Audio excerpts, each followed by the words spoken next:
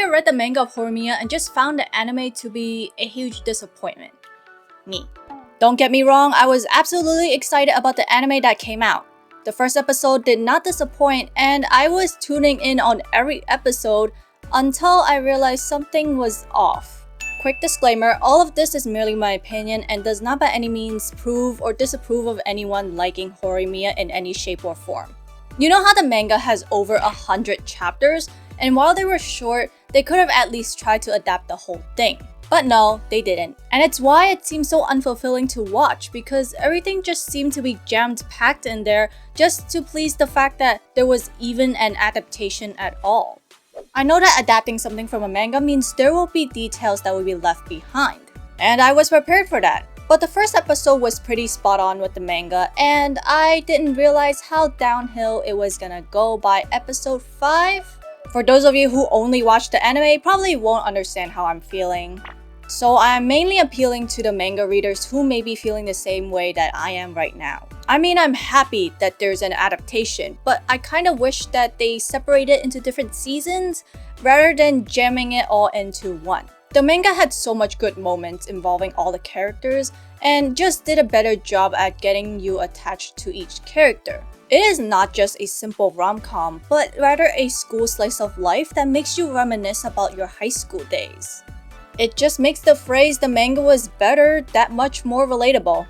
Anyways, the point of the series is not to show off the romance, but rather about the first of each character. Their first relationships, their first friendships, their first and only high school experience. The series is also a depiction of the relationships that you get into when you are growing up.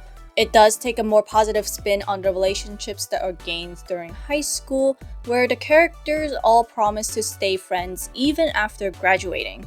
Even though we don't see into the adult life of any of the characters after their graduation, it's safe to say that they all stayed in touch with one another because it just seems to be the most convenient thing if the series does offer an extra chapter with a time jump.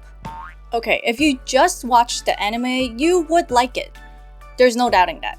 So it did keep the important parts like Miyamura's isolation from his classmates in middle school, showing each character's perspective on the things that go on around them even if they're just a supporting character, and coming to terms that nothing lasts forever and that it is important to make memories right there and then.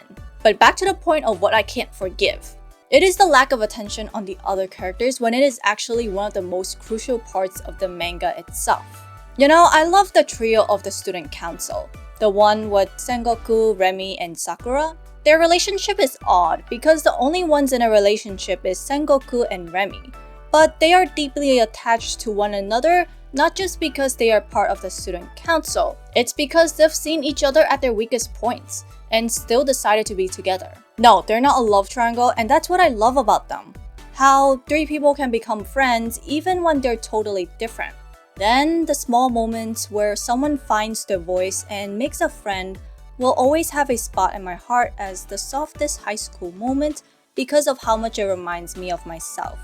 Also, the rain scene where Hori was asking why Miyamura chooses to be by her side despite not being anything more than her friend. They also didn't put in the standard of all school life moments, and that is the sports festival. That's a sin in itself. Where is the painting of the signs, the running event, the cheer outfits, you know? And then there were the cats. Where were they? They also left out the cutest extra scenes which featured the cats of Miyamura and Sengoku. There was also a Hori one and a Yuki mouse. It would have been fun to see them pop up. Jokes aside, the manga is just seriously better, and the anime itself does not give the right amount of justice to the series. I absolutely could not forgive the fact that Miyamura and Hori just became a couple just like that. In the manga, there was some time before they actually got together. And it doesn't get blurted out like how they did in episode 5. It was where Hori debated on the importance of Miyamura's role in her life. And finally, the both of them coming to terms about wanting to be in a committed relationship together. Basically, these missing scenes made the series just to be another rom-com. Wait, no, not even. The series is treated even worse than the regular rom-coms. At least in those, you get to see how they process their emotions and show the audience that they actually like the other person for some reason. Now it just seems like they got together because they're the main characters. But since the series couldn't be more important than their action shonen counterpart, here is the current Horimiya, just seemingly a rom-com. It honestly felt like they didn't want a second season because the young boys that it is targeted towards wouldn't really like it. I don't know how true that is, but from what I've seen, the shonen genre doesn't really combine well with the romantic elements. But of course they wouldn't because it's never been done properly.